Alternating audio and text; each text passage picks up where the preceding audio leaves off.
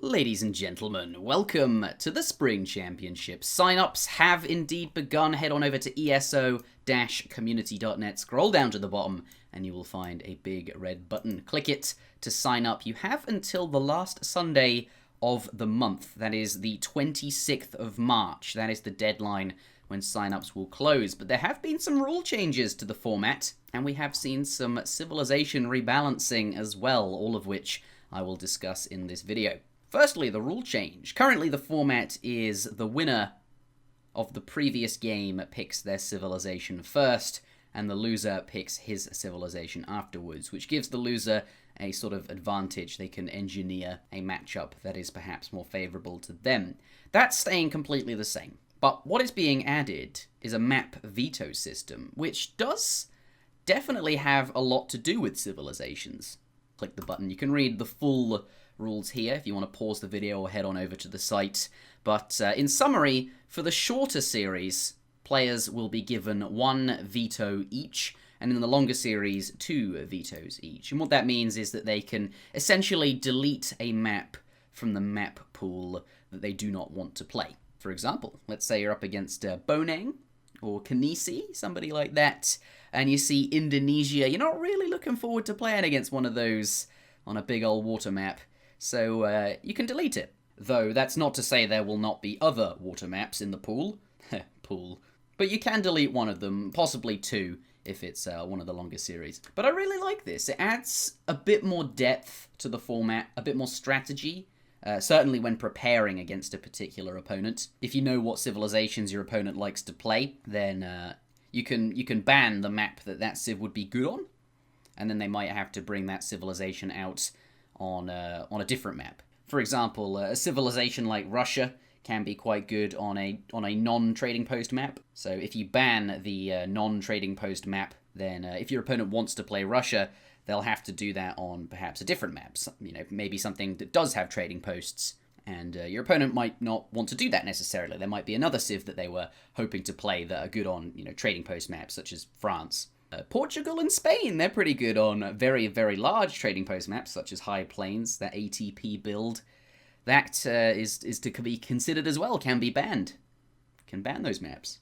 So I'm really pleased with this change overall. It adds depth. It's going to be exciting to see what people do pick. The commentating is going to be, you can kind of guess what they're going to pick to veto, and then see how, the commentators' expectations line up with what actually happens. I think it gives a lot of, players a lot more choice. There are some players that vehemently hate maps with lots and lots of trading posts on for various reasons. There are people that don't like water. It just adds more, and I really like that. Did we mention $1,500? ESOC's going up in the world. The prize money that we're able to give now is increasing due to the generosity of the community. In our previous events, fundraising went very, very well. For those of you that were there and watched the finals of the previous tournament, you'll have seen that.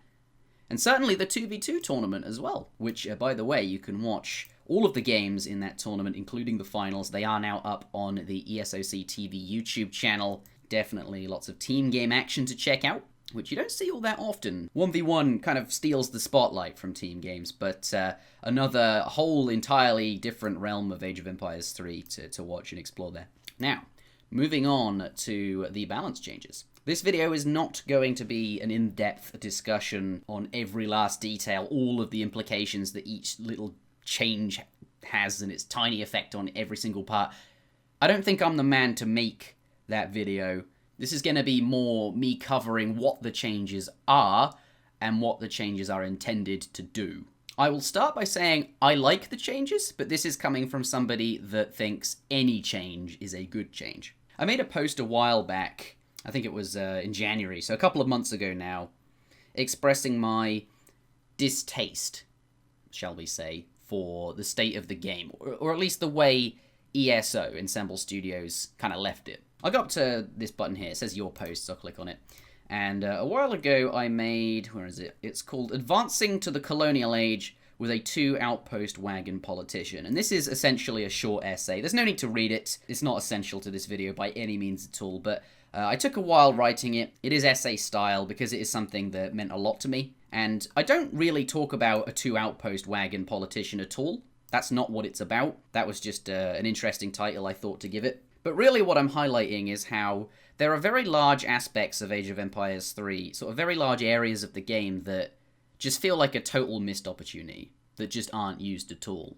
What I mean is that, there are a few politicians that see completely almost no play, such as, the Naturalist, 4 cows, the Bishop, 2 villagers, and there's certainly quite a lot of Age 3 and Age 4 politicians like that as well. But also things like priests, or just healing units generally. Like, healing's not really a big thing in Age of Empires 3, but it could have been. And these politicians could have been as well, but the makers of the game never got around to patching that in any of the expansions. Like, healing would be awesome if, it rewards people with high APM who can see units that are getting low on life and pulling them back to be healed. But sadly, healing units just don't heal fast enough, or they're just too expensive, or perhaps a mixture of the two.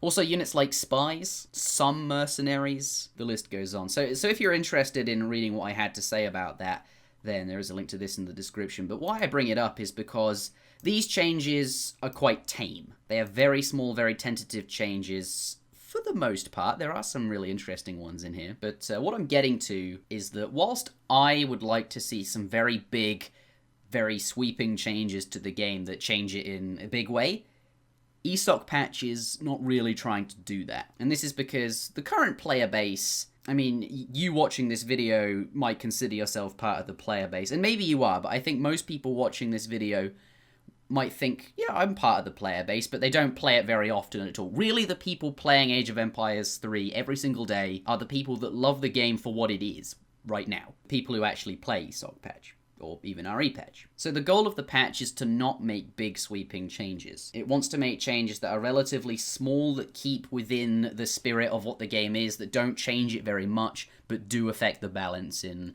hopefully a big way. And also, the anti-cheat system is a huge part and a big reason to use ESOC patch. So whilst I would like to see big changes, I understand that they are not necessarily a good thing for the game. Though I do think it would be awesome if somebody, I'd quite like to do it, just come out with a patch of my own and say, here are all the unit changes, here's all the differences, and then just see a big old tournament on it. But sadly, I don't have $5,000 to just slap down on my own patch as a prize money. But that would be awesome. But we do see something kind of like it.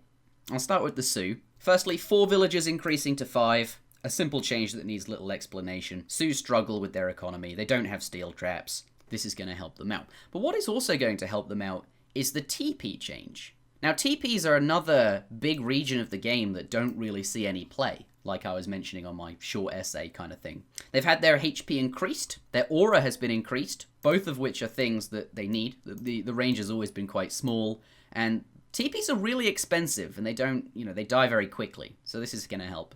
But perhaps most interestingly, TPs now have a gather rate bonus of 4%. So they're going to make your villagers, collect resources more quickly, which I think is exactly what was needed. Now, as I mentioned, TPs are expensive, they die easily. That's one reason they weren't built very often. But also, the Sioux never really wanted to fight in their own base. For those that don't know, units within the aura of a TP have their HP increased slightly. The flavor is that, well, they're fighting near their homes. Since, of course, the Sioux do not need to build houses, they start with maximum population. But the TPs are their homes, nomadic civilization, they have more courage fighting there. Makes sense. But you'd never really want to build TPs in your base, because Sioux was always on the offensive, they move around the map a lot, so it was always unlikely that you'd be in the aura of the TPs anyway. Incentivizing people to build them because they have a gather rate bonus associated with them now actually gives you a reason to put them in your base, which I really think hits that flavor that ES was going for,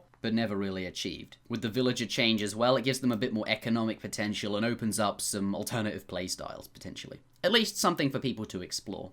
Infantry can build TPs as well, so putting them on the front line is going to be easier, especially since, the aura and the HP especially has been increased. But I think what's more likely to happen, and the reason this change was made, was TPs not only are they expensive, but villagers have to walk away from the gathering place that they were at to build the TP and spend time building it and then walk back to wherever it was they were gathering from. There was just villager time associated with... This just removes that. Now infantry can build them, and the villager can stay where it is. So I would class this as a pretty big change, but I think Su as a civilization is one of the weirdest in the game and probably needs some of the biggest changes in the game. Regardless, I am very pleased to see changes, so this is awesome. But back to the more tentative ones, Iroquois plus 100 food starting crates. So for those that don't know, on RE Patch, which is the version of the game you can buy on Steam or in the shops, it's called RE Patch. It stands for Robot Entertainment Patch, which was the name of the company that released that particular balance patch. On RE Patch, Iroquois had to build a house, one of their longhouses, and also a trading post from the very beginning of the game. And that, of course, gave them quite a lot of XP, which ramps out quite a lot of extra stuff in the colonial age. And that, combined with the speed that they could get to age 2, and the fact that when they increase in age, they essentially get a free military building. They have some very powerful shipments. Of course, most civilizations only have 2 military shipments in the colonial age.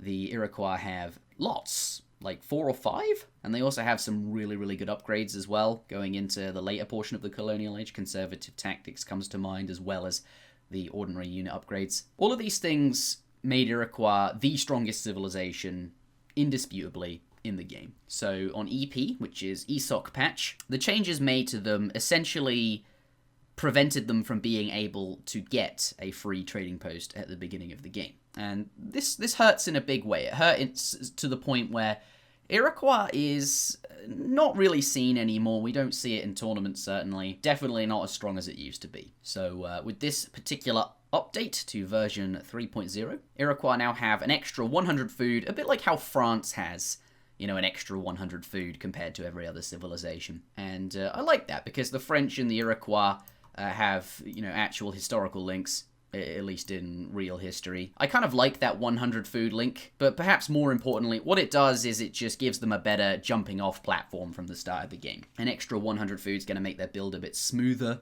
and let them do any strategy, whether that be aggressive colonial stuff, sort of timing mid-game stuff, or semi-effort, whatever it is, just that's going to help them choose to do whatever it is. It's just a general purpose all-around buff that they probably need, and that's nice. Germans, Uhlans have plus 5 HP, so for those that don't know, Uhlans had their HP reduced in a previous patch, and this is because I think some of you will remember some of the early tournaments we had, where Germany was just dominating, very, very powerful civilization, and H-Do and Maito came up with that sort of Black Rider timing, which was strong because of all the free Ulan you can get.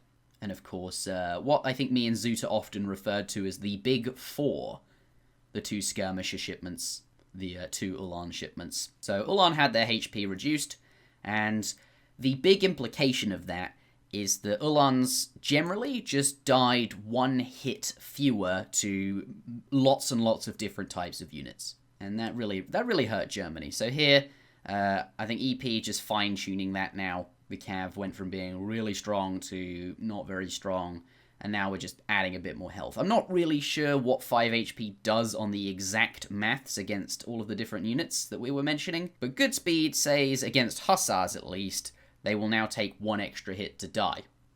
So will this return Germany to their former glory? Only the next tournament will tell. Now, a similar change. Portuguese vills now cost 85 food. On RE patch, obviously they cost 100. And that was a big problem for Portugal because, like many booming civilizations, they just need a lot of food, and it's just tough to get all of that food. Maintaining villager production from 2 town centers simultaneously was just so demanding, especially with the sort of stunted Portuguese economy that doesn't have access to villager shipments. If you wanted to maintain use of both town centers, which is the Portuguese civilization bonus, then you'd have to neglect military production. And if you do that, your opponent's just gonna, be able to sit on your resources. They might not necessarily come all the way in and start sieging your town centers, but they can just sort of sit on your next patch of hunts and stuff like that, and eventually starve you out. I mean, you've been generating villages all this time, been spending all the food that is in your base on the villagers, and then you get to the point where their army's much bigger than yours, and you have no way to increase the size of your army because you've ran out of food, and it doesn't matter how many villages you have now because you just can't get out your base. So you might say, well, just use one town center then. But that's a bit like saying, oh, well, don't use your civilization bonus, so Germany, delete your Uhlans. Something like that. You can't. Portuguese really needs it, especially because they don't have the villager shipments.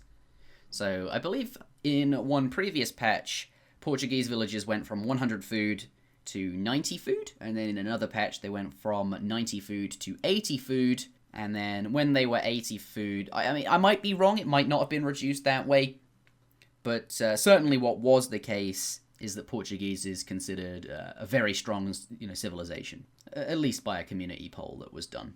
And I think that's certainly true if you watch through the tournament videos that were put up on my channel and on the, of course, ESOC TV channel. Portuguese did perform fairly well and was a civilization of choice for some of the strongest players. And it's also just a very safe civilization as well. So similar to the Ulan upgrade, the Ulan change, which is just fine-tuning the HP. Fine-tuning the HP of the villagers. It's gone down too much, and now they're bringing it up a little bit.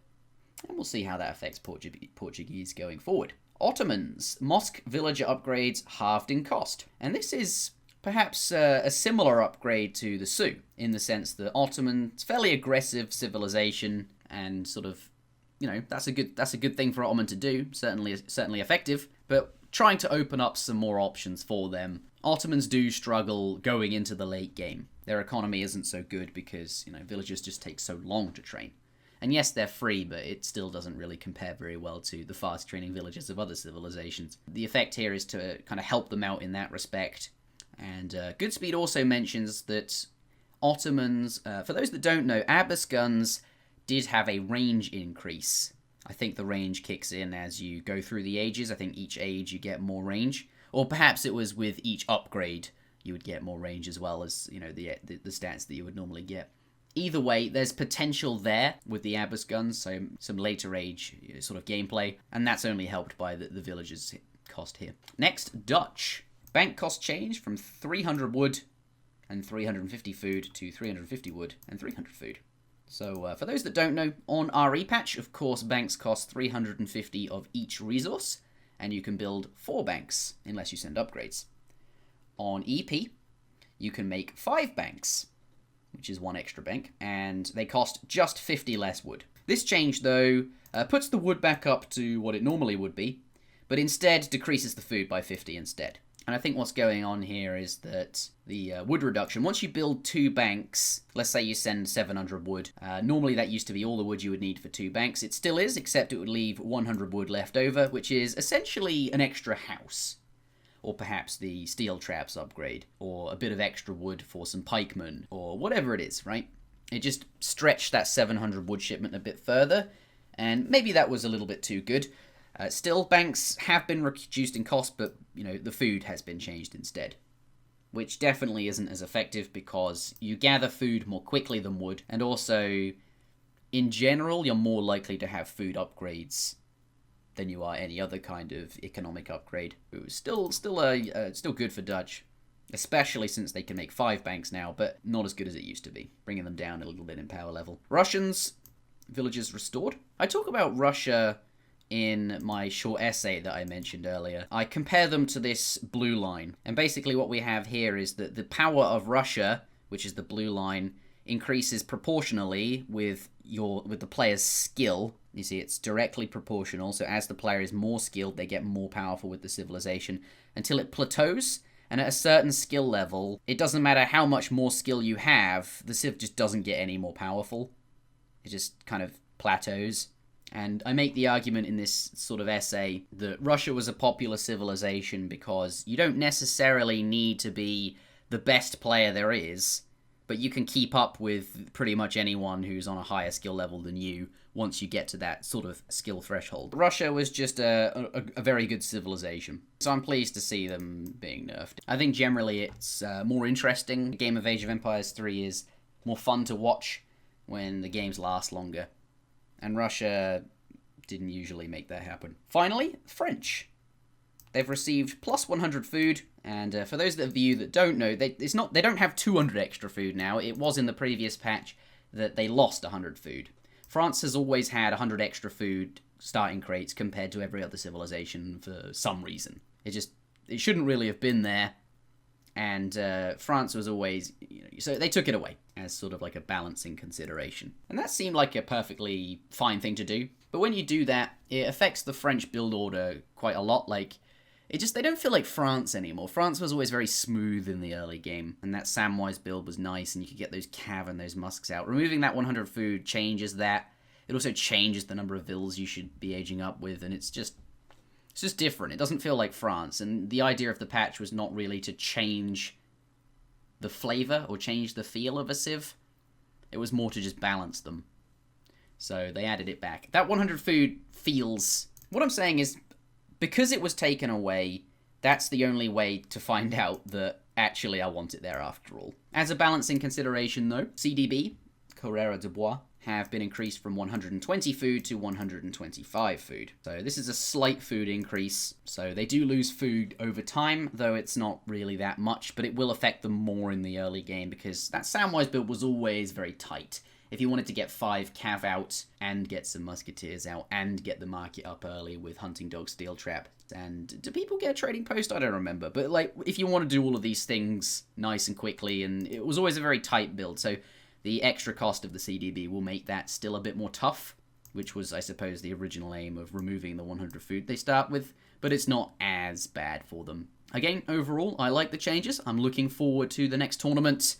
And team game changes. There are some, but I'm not going to go into them. Feel free to pause the video or head on over to eso-community.net if you'd like to read them. If you'd like to sign up, scroll all the way to the bottom and hit that sign up now button. Again, you have until the 26th of March. That is the last Sunday of the month.